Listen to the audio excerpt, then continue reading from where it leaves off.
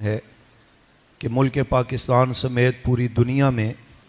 ناموس رسالت ناموس صحابہ اہل بیت کے تحفظ کے لیے قانون سازی کروا کر کے ان گستاخوں اور تبرائیوں کے قلم ان کی زبان کو روکنا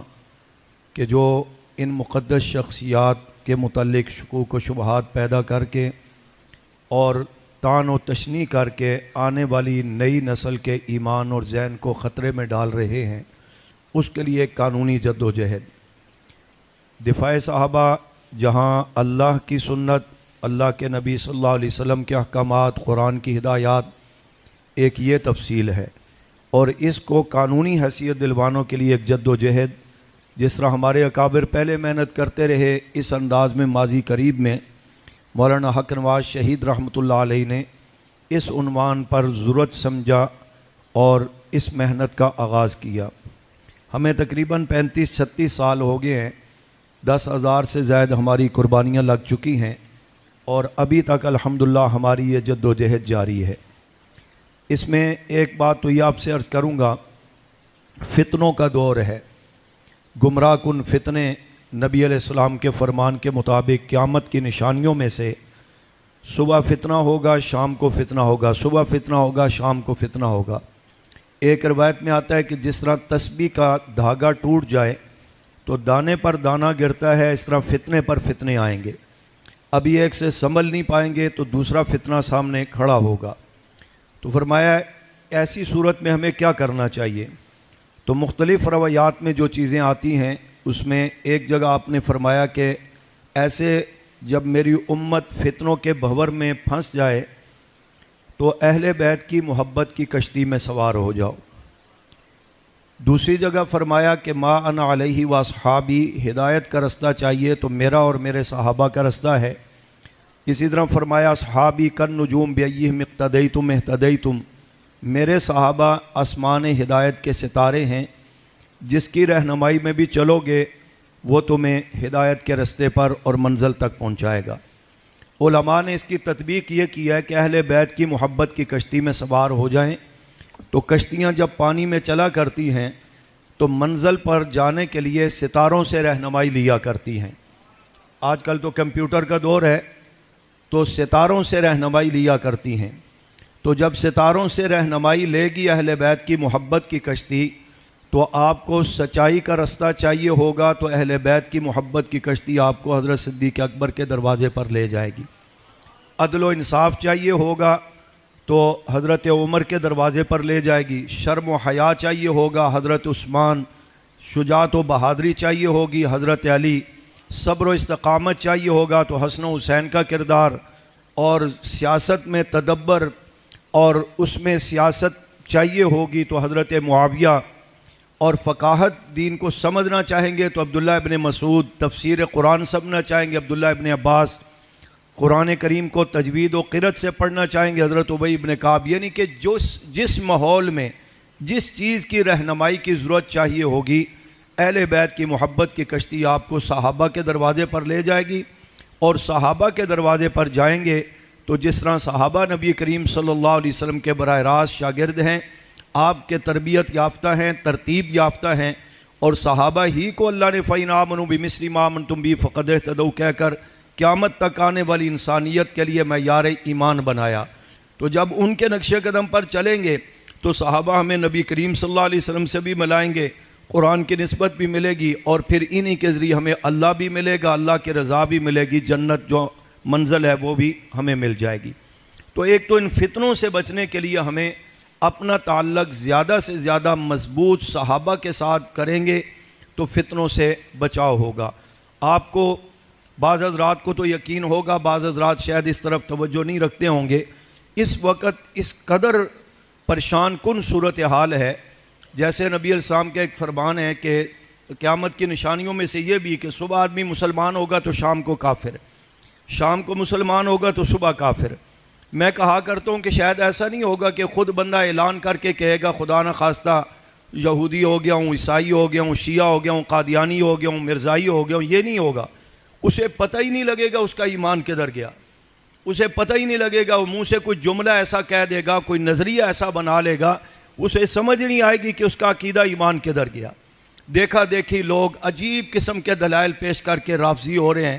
قادیانی ہو رہے ہیں، دین سے دور ہو رہے ہیں، بددینی کا ماحول بنتا جا رہا ہے۔ یہ ابھی چند دنوں سے جو ماحول بنا ہوا ہمارے پاکستان میں سیاسی بنیادوں پر اس پر بات نہیں کرتا، ویسے آپ کو توجہ دلانا چاہتا ہوں، اختلاف رائے، کم و پیش، گڑبڑ، احتجاج، یہ سب ہوتے رہتے ہیں، لیکن یہ مسلمانوں کا ملک ہے۔ ابھی تک ہم قادیانیوں شیعوں کو روتے تھے، ابھی حالت یہ ہے کہ اسلام کا لیبل لگا کر کلمہ طیبہ پر ڈنڈے مارے جا رہے ہیں۔ اسلام مسلمان ہے، اسلام کا لیبل موجود ہے، مسجدوں کو نذر آتش کیا گیا۔ نبی کریم صلی اللہ علیہ وسلم کے والدین کو ایک عجیب قسم کے، گھٹیا کہوں گا تو کہیں آپ میں سے اس کے عقیدت مند بھی بیٹھے ہوں گے، وہ کہیں گے جی یہ لفظ کیوں کہا، لیکن یہ ہمیں احساس نہیں ہے کہ انہوں نے ایک عام شخص کے والدین کو نبی کریم صلی اللہ علیہ وسلم کے والدین کے ساتھ ملایا۔ یہ ہم کدھر جا رہے ہیں، یہ قوم کدھر جا رہی ہے، ہمارے بچوں کی محفل کدھر جا رہی ہے،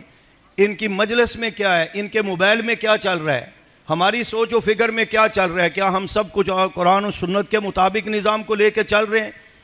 یا ہمارے ہاں چھوٹی چھوٹی باتوں سے لوگوں سے متاثر ہو کر کے کوئی عقیدہ نظریہ اپنا رہا ہے، کوئی کسی کو زندہ باد کہہ رہا ہے، کوئی کسی کو زندہ باد کہہ رہا ہے۔ ان چیزوں سے بچنے کے لیے ضروری ہے کہ اپنا تعلق صحابہ کرام اہل بیت الزام سے بنائیں، ان کے ذریعے قرآن و حدیث سے تعلق ہو، نبی علیہ السلام سے، پھر اللہ سے تعلق ہو، تو یہ ان فتنوں سے بچنے کا ایک یہی ذریعہ ہے۔ اور اسی میں جملہ کہتا ہوں، اگر میں کہوں جی میری جماعت ہے، آپ میرا ساتھ دیں، کل ایک اور مولوی صاحب آئیں گے، وہ کہیں گے جی ہم بھی تو اسلام کی بات کر رہے ہیں، ہماری جماعت ہے، آپ اس کا ساتھ دیں، ایک اور مولوی صاحب آئیں گے تو آپ پھر مخمسے میں پڑ جائیں گے جی ہم کس جماعت کو مانیں، کس کو چھوڑیں، سارے اپنے آپ کو اہل حق کہتے ہیں۔ بھائی اس میں سے بھی آسان بات ہے،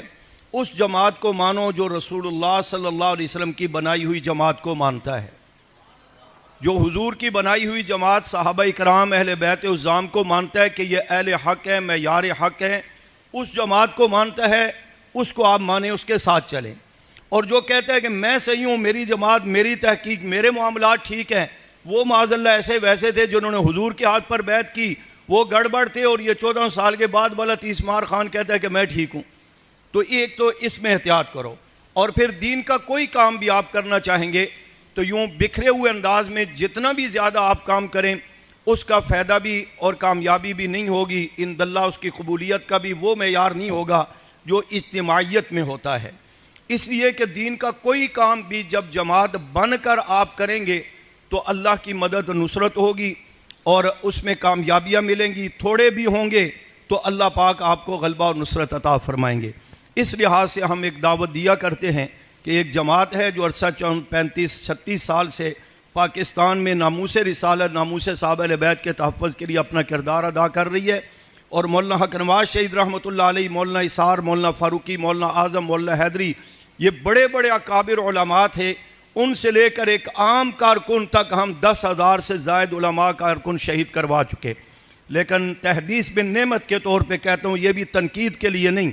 کہ ہمارے ہاں تو یہ ہوتا ہے نا کہ گرفتاریاں ہوں، پہلے بڑی بڑکیں ہوتی ہیں، گرفتاری ہوتے ہی اکثر لوگوں کو جیل میں جاتے ہی پہلے دن اٹیک ہوتا ہے دل کا، یہ پتہ نہیں انہوں نے دل کدھر رکھا ہوا ہوتا ہے۔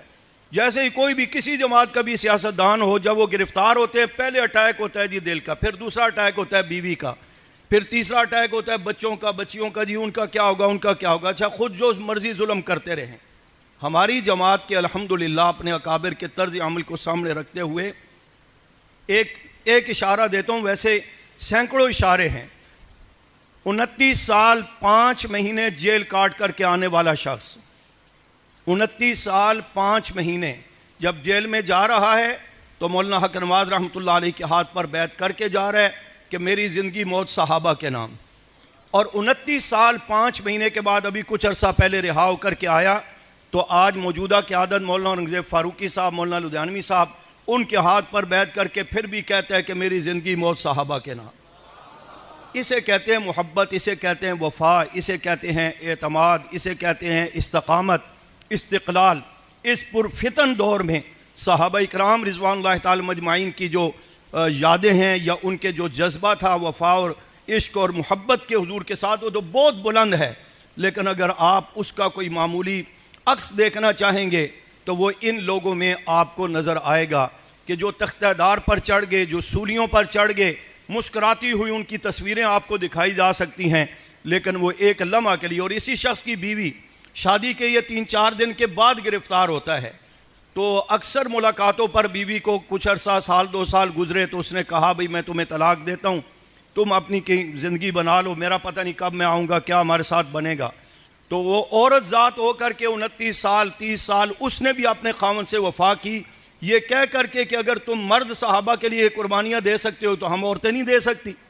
ہمارا صحابہ سے تعلق نہیں ہے. یہ وہ جماعت ہے. اس لیے درخواست ہے کہ آج آپ کی ایک اچھی ملاقات ہے، لیکن اس ملاقات کو آپ جب جماعت کے نظم میں لے آئیں گے تو عند اللہ بھی اس میں بہتری ہوگی، اور ہمیں کام کرنے میں اس موقع مشن کو اپنے نوجوانوں تک پہنچانے میں آسانی ہوگی. اسی لیے اللہ تبارک و تعالیٰ فرماتے ہیں ان اللہ یحب الذین یقاتلون فی سبیلہ صفا کانہم بنیان مرصوص. اس سے پچھلی آیت میں یہ تھا کہ یہ جو لوگ ادھر ادھر بیٹھ کر باتیں شاتیں کرتے رہتے ہیں، مجھے یہ انداز اچھا نہیں لگتا. مجھے یہ اچھا لگتا ہے کہ آپ ایک صف بن کر، بنیان مرصوص بن کر، سیسہ پلائی ہوئی دیوار بن کر کفر کے مقابلے میں کھڑے ہو جاؤ. اس لیے نبی علیہ السلام نے فرمایا ید اللہ علی الجماعہ، جماعت پر اللہ کا ہاتھ ہوتا ہے، یعنی کہ اللہ کی مدد نصرت ہوتی ہے. اور آپ نے دیکھا ایک نماز آپ پڑھیں گے تو ایک نماز کا ثواب اگر علیحدہ پڑھیں گے تو فرضوں کا نماز ایک فرض کا ثواب ملے گا، اسے بعد جماعت پڑھیں گے تو 27 نمازوں کا ثواب ملے گا. حرم میں جا کر پڑھیں گے، اللہ نصیب کرے ہم سب کو بار بار، تو 50,000 مسجد نبوی شریف میں، 1 لاکھ حرم بیت اللہ میں. یہ جماعت اجتماعیت کی برکت ہے. صحابہ اکرام 313 گئے بدر میں، 1000 مسلح کافروں کا مقابلہ ہے. فتح ان تھوڑوں کو ہوئی، جو کم تھے ان کو فتح ملی. بدر میں گئے، حنین میں گئے، جہاں بھی گئے پوری دنیا کو صحابہ نے فتح کر کے دکھایا. بے سر و سمانی کے عالم میں جہاں اور خصوصیات تھیں، وہاں سب سے بڑی خصوصیت یہ تھی کہ وہ جماعت بن کر، ایک قائد، ایک قیادت کی زیر قیادت جماعت بن کر کے انہوں نے کام کیا. اللہ پاک نے ان کو پوری دنیا کا فاتح بنایا، پوری دنیا کے اندر انہوں نے اسلام کو پہنچایا، اور 64,65,000 مربع میل زمین تک اسلام کو غالب کر کے دکھایا، اور ہمارے پاکستان تک صحابہ اکرام آئے. اس لیے میری درخواست ہے کہ آج یہ جو اکٹھے ہوئے ہیں آپ، اس وقت کو آپ نے صرف رسمی طور پر کہ اس کو ضائع نہیں کر دینا، بلکہ اس میں باقاعدہ ایک تشکیل ہوتی ہے، جو ترتیب ہوتی ہے، اس میں آپ جڑیں. خصوصاً بزرگوں سے درخواست ہے وہ سرپرستی کریں، نوجوانوں سے درخواست ہے کہ وہ اپنے آپ کو دیندار لوگوں سے جوڑیں، تاکہ ہم دین سے، صحابہ سے، اہل بیت سے جڑے رہیں، اور گمراہ کن فتنوں سے اللہ ہمیں محفوظ فرمائے. یہ درخواست ایک بار پھر ان حضرات کو مبارکباد پیش کرتا ہوں. اللہ ان حضرات کی محنتوں کو قبول فرمائے، اور اس پورے خطے کے لیے ان حضرات کی محنتوں کو یعنی کہ باقی مسلمانوں کو بیدار کرنے اور جوڑنے کا سبب بنائے.